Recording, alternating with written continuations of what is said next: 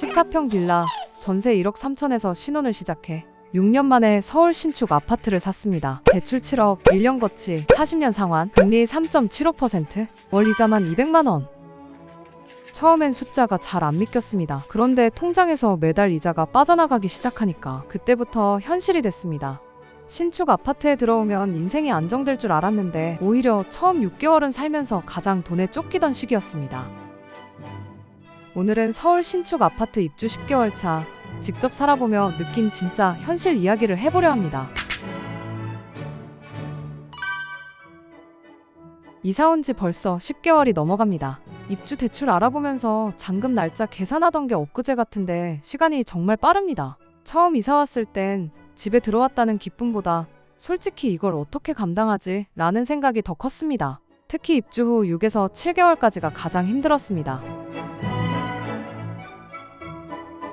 이사하면 끝일 줄 알았는데 신축 아파트, 모든 게 새 거라 기본적으로 채워야 할 게 정말 많더라고요. 그동안 내 집이 아니라고 살림을 거의 안 사기도 했지. 시스템 에어컨 4대, 오븐, 인덕션, 주방 타일, 이건 옵션으로 넣었고 그 외에 식기세척기, 음식물 처리기, 소파 2개, 중문, 이불장, 서랍장 그리고 잡동사니들은 카드 6개월 할부로 샀습니다.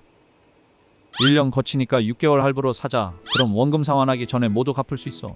그렇게 긁었던 카드값이 몇 달 동안 계속 따라다녔습니다. 설상가상 주말마다 찾아오는 집들이 손님들, 냉장고는 채우기 무섭게 비어갔고 삶의 여유는커녕 매달 카드 명세서랑 피 터지는 싸움을 했습니다.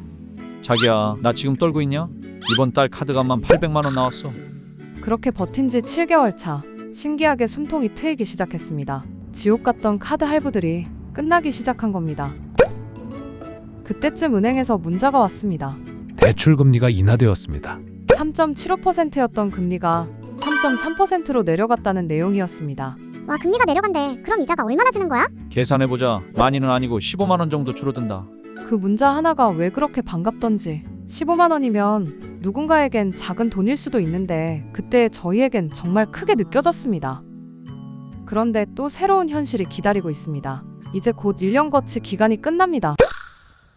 지금은 이자만 약 200만 원 정도 내고 있는데 몇 달 뒤부터는 원금과 이자를 같이 내야 합니다. 예상 금액은 약 270만 원.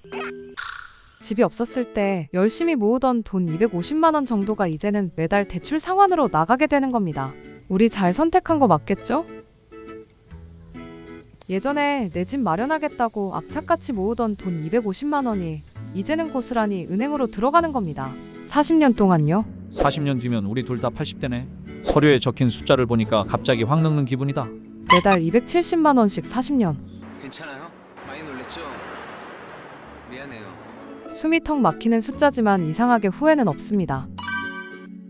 요즘 뉴스 보면 대출은 막히고 전세 월세는 씨가 말랐다고 합니다. 부동산에 붙은 매물 리스트인데 전세 물건은 찾아보기 어렵습니다. 요즘 부동산 시장에선 전세도 전세지만 특히 월세 물건이 빠르게 사라지고 있습니다. 서울 아파트 전세 매물은 1년 전과 비교해 무려 30% 이상 줄었고 전세를 구하지 못한 수요가 월세 시장으로 밀려나 부담을 키우고 있습니다. 이런 뉴스를 볼 때마다 문득 그런 생각이 듭니다. 그때 용기를 내서 집을 사지 않았으면 우린 지금 어떻게 살고 있을까? 진짜 갈수록 서민들이 집 사는 게 더 어려워진다. 생각만 해도 아찔합니다. 물론 아직 갈 길은 멉니다. 평생 은행 노예로 살아야 할지도 모릅니다. 하지만 오늘도 이 악물고 버텨보려 합니다.